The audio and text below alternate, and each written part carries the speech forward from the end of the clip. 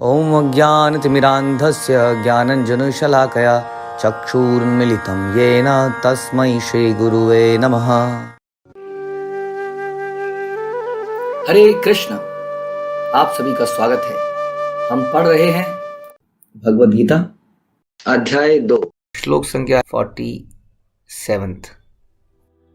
कर्मण्येवाधिकारस्ते मा फलेषु कदाचन मा कर्मफल हेतुर्भवा मा ते संगोत्सव कर्मणि। तुम्हें अपने कर्म कर्तव्य करने का अधिकार है, किंतु कर्म के फलों के तुम अधिकारी नहीं हो। तुम ना तो कभी अपने आप को अपने कर्मों के फलों का कारण मानो, ना ही कर्म ना करने में कभी आसक्ति हो। तो बहुत ही फेमस श्लोक, इसके बारे में आपने काफ़ी बार सुना होगा, इधर उधर कई सारी डेफिनेशन सुनी होंगी। लेकिन जैसा हम जानते हैं कि भगवद गीता जब तक हम किसी ऐसे व्यक्ति से ना सुने जो भगवान का भक्त है, तो कई बार क्या होता है, वो कहने वाले की बात को ठीक से कम्युनिकेट नहीं कर पाता है, क्यों उसमें अपना ही मतलब लगा देता है। तो ऐसा ही कुछ इस श्लोक के साथ भी हुआ है। अक्सर इस श्लोक का मतलब लिया जाता है कि आप बेटा कर, हम पिताजी भी बेटे को बोलते हैं, बेटा कर्म करता जा, पढ़ता जा, फल की चिंता मत कर, फल तो तेरा ही है, कौन छीनेगा तेरे से फल। जबकि यदि इसकी आप ट्रांसलेशन ध्यान से पढ़ेंगे तो आपको सुनाई देगा बहुत सारी बातें हैं। तो भगवान इसका असली मतलब श्रील प्रभुपाद बता रहे हैं कि पहली बात तो ये कि तुम्हें अपने कर्म करने का अधिकार है। इसका क्या मतलब है? हम वैष्णव संप्रदाय में देखते हैं कि कर्म करने का अधिकार भी मांगना पड़ता है, हमें लेना पड़ता है। ऑब्वियसली किसी ऑफिस के अंदर आप जाते हैं तो पहले आपको एक रोल्स एंड रिस्पॉन्सिबिलिटीज दी जाती हैं, अथॉरिटी दी जाती है, तब जाके आप उस काम को करते हैं। ऐसा तो नहीं है ना जाके आप कहीं भी कुछ काम करना शुरू कर देते हैं। अनलेस आपको राइट्स दिए जाए कि आप ये डिस्पैच करेंगे, आप ये सेल्स ऑर्डर पंच कर पाएंगे, आप ये चेक काट पाएंगे या वटेवर, तो आपको एक रोल दिया जाता है। एक गृहिणी को भी घर के अंदर रोल होता है। ओके, जॉइंट फैमिली है तो अच्छा जी, सवेरे का खाना आप बनाओगे, दिन में खाना ये बनाएंगे, फिर ये कर्म है ना। तो अधिकार मिलता है इस प्रकार से हमें। अधिकार के बिना करना तो एक तरह से आज्ञा उल्लंघन करना, या मे बी एरोगेंस और प्राइडनेस, कुछ भी कह सकते हैं उसके लिए, कि बिना पूछे पाछे गए और करने चालू। इसलिए अधिकार तो लेना पड़ता है। तो यहाँ जब भगवान बोल रहे हैं कि तुम्हें अपने कर्म करने का अधिकार है, इसका मतलब है कि वर्ण और आश्रम के अनुसार हर व्यक्ति के कुछ कर्तव्य भगवान ने डिसाइड किए हैं। श्रीमद् भागवत में इत्यादि ग्रंथों में, भागवत में बहुत डिटेल में आता है। उस वर्ण आश्रम के अनुसार आपको अपना कर्म करने का अधिकार दिया जा चुका है पहले ही। लेकिन वर्णाश्रम के अनुसार आपको समझना पड़ेगा कि आपके क्या दायित्व हैं। क्या आप गृहस्थ हैं? गृहस्थ को, पति पत्नी को किस तरह से रखना है, घर किस तरह से चलाना है कि अल्टीमेटली सारे लोग भगवान के धाम में जा पाएँ। एक ब्रह्मचारी है तो उसको किस तरह से अपना जीवन बिताना है, टोटल त्याग तपस्या और स्त्रियों से दूर। वानप्रस्थी है, उसको जीवन कैसा बिताना है। सन्यासी है, उसको जीवन कैसा बिताना है। उसी प्रकार से अलग अलग ब्राह्मण, क्षत्रिय, शूद्र, वैश्य हैं, सबके अपने अपने कार्य डिसाइडेड हैं, जो हम अक्सर पढ़ते रहते हैं, सुनते रहते हैं। श्रीमद् भागवत में खास तौर पे बहुत डिटेल में इनकी चर्चाएं होती हैं। तो उसके अनुसार आपको अपना कर्तव्य करने का अधिकार है। ऐसे श्लोक आगे भी आएंगे जो इसको क्लैरिफाई करेंगे। कर्म योग में खास तौर पे आप पढ़ेंगे इसको कि कैसे अपने आश्रम के अंदर काम किया जाए, कैसे दूसरे के आश्रम का कार्य ना किया जाए। तो अपने अपने आश्रम के अनुसार, यानी कि जो भी रोल्स एंड रिस्पॉन्सिबिलिटीज हैं उसके अनुसार आपको काम करना है। उसको करने का आपको अधिकार दिया जा चुका है। अधिकार तभी है जब आप उसी के अनुसार कार्य करें जो आपको बताया जा चुका है, राइट। ऐसा नहीं है ना, हर जो है बेटा जो है अपने पिता की सेवा करने का अधिकार प्राप्त करता है अपने अच्छे आचरण से। ऐसा होता है ना, कई बार कभी बाप कहता है तो मेरी मर जाने पर मेरी चिता में तू हाथ भी नहीं लगाएगा होता है कि नहीं? कई बार बहुत ज़्यादा आपस में ऐसा हो जाता है रिश्ता कि पिता उसको कहता है मेरी चिता में हाथ भी नहीं लगाएगा तो उसका अधिकार छीन लिया गया ना, जो उसका अधिकार था उसको छीन लिया गया। तो इस प्रकार से अधिकार जो है हम अपने आचरण से और अपने व्यवहार से भी लेते हैं। कई बार अधिकार होने के बावजूद अधिकार छीन लिया जाता है, जैसा मैंने अभी बताया। तो इसलिए हमें अपने कर्म करने का अधिकार है, प्रोवाइडेड कि हम वैसा ही करें जैसा बताया गया है, तो अधिकार है। आगे चलते हैं। किंतु कर्म के फलों पे तुम अधिकारी नहीं हो। इसका क्या मतलब हुआ? यानी कि मेरे को कर्म करने का अधिकार है फलों पे मेरा अधिकार ही नहीं है। I am not entitled to the results of my activities my work, I am not entitled. हाँ, इसका ये मतलब है। जनरली हम क्या बोलते हैं कि कर्म का फल तो तुम्हारा ही है, यहाँ पे बोलना तुम्हारा नहीं है, ये किसी और का है। इसमें हैरानी की ये बात है, हम रोज़ ही ऐसा करते हैं क्या? हम रोज़ ऐसा नहीं करते क्या? हम ऑफिस में जब ऑफिस के अकाउंट में, यानी कोई अकाउंटेंट है, अगर वो ऑफिस के अकाउंट में कुछ कैश जमा करता है तो क्या कैश उसका माना जाता है? उसका नहीं माना जाता। किसका माना जाता है? कंपनी का माना जाता है। क्या कोई डिस्पैच सेल्स ऑर्डर आता है या कुछ नया कॉन्ट्रैक्ट आता है तो क्या उसको मिलता है? नहीं, उसको नहीं मिलता है। क्या ये बैंक में जब कैशियर नोट गिनता है, जमा करता है, तो क्या उसका माना जाता है? नहीं माना जाता। यानी कि उसका नोट गिनने पर अधिकार है, लेकिन नोट को जमा वो किसी के अकाउंट में कर देता है, बैंक में जमा कर देता है, उस पर उसका अधिकार नहीं है। तो इसमें कौन सी बड़ी बात है? हम दिन रात ही ऐसा करते हैं। ऐसा हम तब करते हैं जब हम एज ए सर्वेंट काम करते हैं, किसी के बिहाफ में हम काम करते हैं, तो काम करने का अधिकार वो व्यक्ति हमें देता है। रिजल्ट उस व्यक्ति का होता है जिसने वो हमें काम दिया, लेकिन उसके बदले में हो सकता है वो हमें कुछ दे as per agreement, salary, business का शेयर, व्हाटएवर। उसी तरह से कृष्ण यहाँ बताते हैं, इसमें कोई हैरानी की बात नहीं है। लोग कहते हैं ऐसा कैसे? ऐसा ही तो है, सारा सिस्टम ही ऐसा। अगर आप अपने आसपास देखें तो हम काम करते हैं, किसी के बिहाफ पे काम कर रहे होते हैं हम। चाहे वो ऑफिस है, चाहे बिजनेस है, कुछ भी है। बिजनेस में भी अपनी फर्म और उसके बिहाफ पे कर रहे होते हैं, फिर फर्म के अकाउंट में से हम कोई ड्राइंग लेते हैं इत्यादि।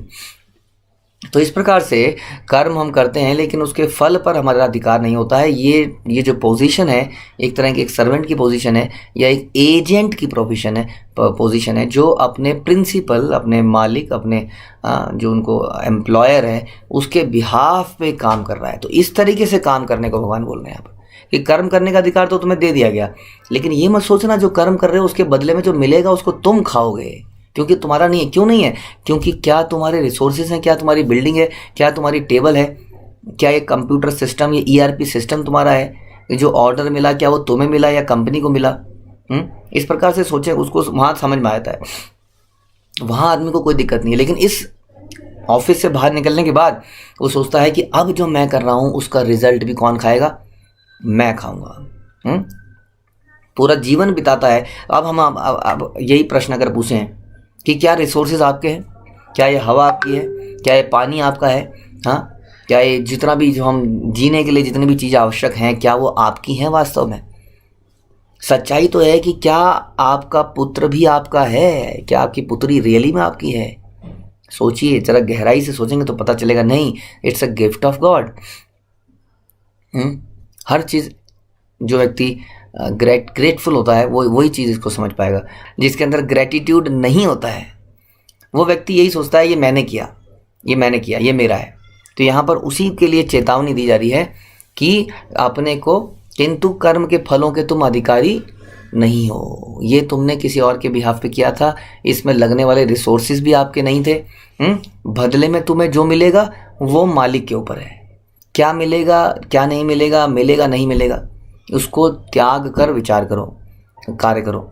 यानी कि कार्य करो, केवल ड्यूटी समझ के कार्य करो, अपने नित्य कर्म करो अपने आश्रम के अनुसार।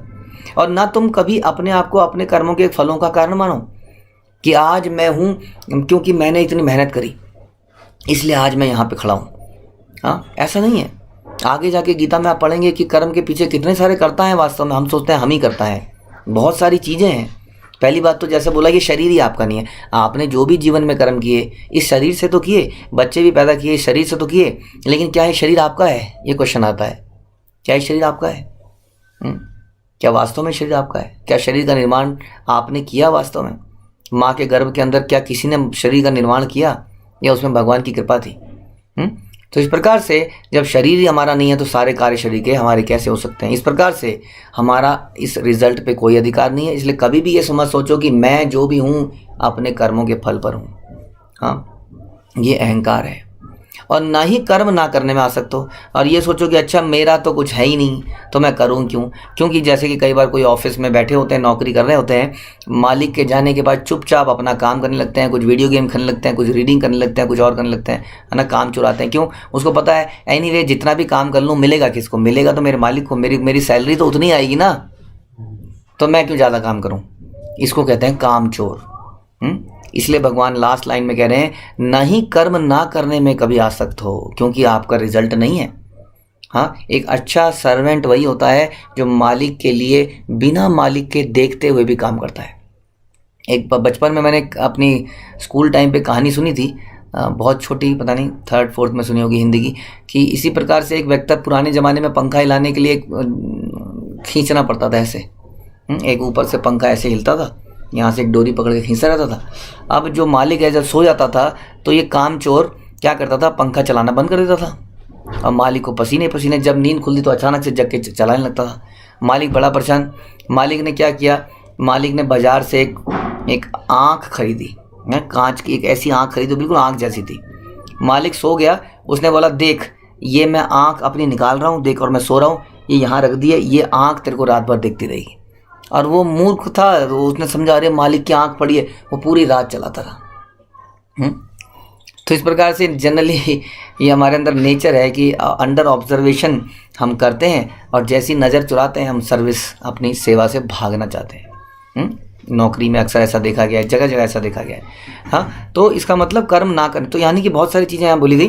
पहली बात तो ये कि हमें अपना कर्म करने का अधिकार है, प्रोवाइडेड कि हम वैसा ही करें जैसा कि हमारे वर्णाश्रम में है। कौन बताएगा इसको? हमारे गुरु बताएंगे कि तुम्हारा क्या ड्यूटी बनती है और क्या ड्यूटी नहीं बनती है। गुरु के आदेश के अनुसार यदि हम कार्य करेंगे तो ही उसको नित्य कर्म माना जाएगा। ध्यान रखिए इस बात को, ठीक है। तो पहली बात तो ये बताई गई। दूसरी बात क्या बताई गई? किंतु कर्म के फलों से तुम अधिकारी नहीं हो, जैसा हमने बताया, you are just an agent, जो कि इंस्ट्रक्शंस को फॉलो कर रहे हो। अर्जुन को बोला गया, अर्जुन तुम्हें युद्ध लड़ना है, सो अर्जुन युद्ध नहीं लड़ रहा है। अर्जुन यहाँ पे as a agent of Krishna और servant of Krishna, which is a better word, servant of Krishna कार्य कर रहा है। इसलिए जितनी भी जिम्मेदारी है उस युद्ध की किसकी है? भगवान की है। इस प्रकार कार्य करने से हम कर्म के बंधन से बच जाते हैं। ध्यान कीजिए, यदि एक एम्प्लॉय से कोई गलती हो जाती है तो एम्प्लॉय को लॉस नहीं भरना पड़ता है, या कहीं भी जब बिजनेस में लॉस होता है तो एम्प्लॉय के पास उसको अपनी सैलरी कट नहीं करनी पड़ती है। जब बिजनेस में प्रॉफिट होता है तो एम्प्लॉय को सैलरी बढ़ के नहीं मिलती है, उसको उतनी सैलरी मिल रही होती है, बीच बीच में उसका इंक्रीमेंट होता है। हाँ, इस प्रकार से वो कर्म से उसके रिजल्ट से प्रभावित नहीं होता है। अगर वो अपने ऊपर सारा काम ले ले तो बहुत बड़ा, जैसे बिजनेसमैन जो खुद है उसके लिए सारा गेन भी है और लॉस भी है। कई बार बिजनेसमैन दिवाली हो जाते हैं, लेकिन सैलरी वाला आराम से सैलरी करता है आखिरी दिन तक, उसके बाद किसी और जगह पे सैलरी लेके काम करने लगता है। इस प्रकार वो सेफ रहता है। हम बहुत ही माइन्यूट हैं, हम इतने बड़े लॉस को झेल नहीं सकते। एक बहुत बड़ा बिजनेसमैन ही है जो बड़े बड़े बिजनेस चला के लॉस को भी झेल सकता है, लेकिन हम बड़े सूक्ष्म हैं। उसी तरह से संसार में हम बड़े सूक्ष्म हैं। हम ये एक्शन रिएक्शन के चक्कर में डायरेक्टली अपने हिसाब से काम करने लग जाएंगे तो सारे रिएक्शन हमारे ऊपर आएंगे, सारा लॉस भी हमारे ऊपर आएगा, गेन भी हमारे ऊपर, बहुत बड़ा रिस्क हो जाएगा हमारी लाइफ को। इसलिए बेटर है कि अंडर गाइडेंस, अंडर इंस्ट्रक्शन कोई भी कार्य करा जाए। हम भगवान की गाइडेंस के अनुसार, यानी कि उनके गुरु, उनके रिप्रेजेंटेटिव की गाइडेंस के अनुसार जब हम कार्य करेंगे तो हमारे ऊपर कोई रिएक्शन नहीं आएगा। कोई लॉस और कोई गेन सब हमारे सीनियर का। जैसे कि महाभारत के युद्ध में सारा लॉस एंड गेन किसका? भगवान का। अर्जुन केवल एक निमित्त था, जैसे कहते हैं निमित्त, he was just a medium, हाँ, जिसको भगवान की इंस्ट्रक्शन से उसने काम किया। जब अर्जुन बोल रहा था कि मैं काम नहीं करूँगा, युद्ध नहीं करूँगा, तो वो भी एक प्रकार का क्या कहेंगे, जैसे तुम्हें बोला जाए कि तुम्हें आज शाम तक ये कर देना है और आप यदि उसको नहीं करते हैं तो आप एक अच्छे एम्प्लॉय नहीं माने जाएंगे, बशर्ते कि आप उसमें कुछ किसी की भलाई सोच रहे हो। क्योंकि बिजनेस का जो हेड है, आपका एम्प्लॉयर है, वो जानता है कि बिजनेस के लिए क्या सही है क्या गलत है।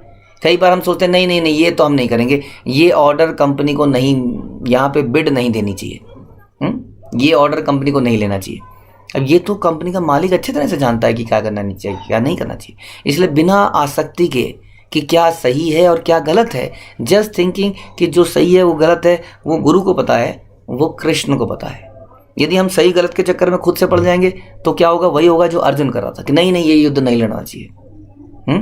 तो गलत हो जाएगा, सारा डिसीजन गलत हो जाएगा। जिस मालिक के लिए आप काम कर रहे हो उस मालिक की अवज्ञा हो जाएगी और फिर आपको रिएक्शन लगेगा काम ना करने का। इसलिए काम मनमाने ढंग से करना, उसका भी रिएक्शन आपको भोगना पड़ेगा।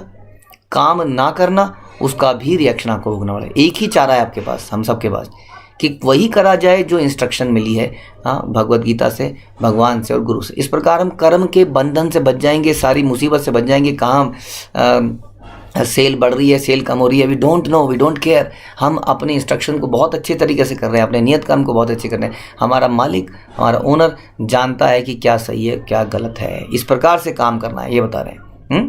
कि तो दोबारा से सुनते हैं, अपने कर्म करने का अधिकार है, नियत कर्म का, किंतु कर्म के फलों का तो अधिकारी तुम नहीं हो। जब आदमी सुनता है तो बड़ा परेशान हो जाता है। ध्यान रखिए, इसका मतलब ये भी है कि उसमें होने वाली गलतियों के भी तुम अधिकारी नहीं हो, तुम गलतियों से भी बच गए। और हम देखते हैं अक्सर हमसे गलतियां होती हैं इस जीवन को जीने में, न जाने कितने पाप होते हैं। तो ना केवल हम फलों से बच गए बल्कि विषैले फलों से भी बच गए। सारे रिएक्शन एक्शन कहाँ गए? भगवान के पास। तो मुझे क्या मिला?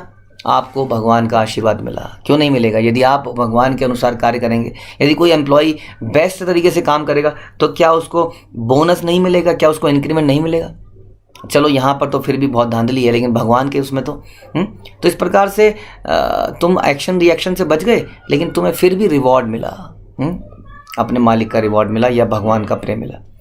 तुम ना तो कभी अपने आप को, इसलिए कभी ये मत सोचो कि ये तो मैंने किया, ये सारा एम्पायर मैंने किया। एक मजदूर बोले कि ये सारी बिल्डिंग मैंने बनाई है, बताइए, अब बनाई तो उसी ने है, सारी चिनाई तो उसी ने करी है, लेकिन क्या वास्तव में उसने बनाई है? इस प्रकार से। और ना ही ये सोचो कि इस बिल्डिंग में मैंने थोड़ी रहना है, तो मैं इतना ध्यान से क्यों बनाऊँ, तो वो भी काम चोरी हो जाएगी। इसलिए कहते हैं ना ही कर्म करने में आ सकते। तो बहुत इंपॉर्टेंट ये एक लेसन है हम सबके लिए कि कैसे कर्म किया जाए वास्तव में, बिना आसक्ति के। नियत कर्म अंडर इंस्ट्रक्शन, बिना आसक्ति बनाए, बिना रिजल्ट के बारे में सोचे, जस्ट ये सोच के कि मैं जो भी कर रहा हूँ वो भगवान की प्रसन्नता के लिए कर रहा हूँ, अपने मालिक की प्रसन्नता के लिए कर रहा हूँ। यदि वो मेरे से प्रसन्न हुए तो मुझे नेसेसरी जो मेरी आवश्यकता होगी उसको ज़रूर देंगे। क्यों नहीं देंगे? एक सर्वेंट जो बड़ा ही लॉयल होता है अपने मालिक के प्रति, हम देखते हैं मालिक उसको कहाँ से कहाँ, कई बार छोटे छोटे नौकर जो हैं घरों में 20-20, 25-25 साल करते हैं, वो घर के मेंबर जैसे बन जाते हैं। तो इस प्रकार से ये श्लोक हमें ये सिखाता है कि कृष्ण की प्रसन्नता के लिए, कृष्ण की इंस्ट्रक्शन या गुरु की इंस्ट्रक्शन के अंडर यदि हम काम करेंगे तो हम कई सारे रिएक्शन से बच जाएंगे और भगवान को प्रसन्न कर पाएंगे। ठीक है, इस श्लोक को बार बार सुनिए, ये बड़ा इंपॉर्टेंट श्लोक है। ये हमें बताता है कि कर्म कैसे करना है। ओके, हरे कृष्णा। भगवद गीता की जय। श्रील प्रभुपाद की जय।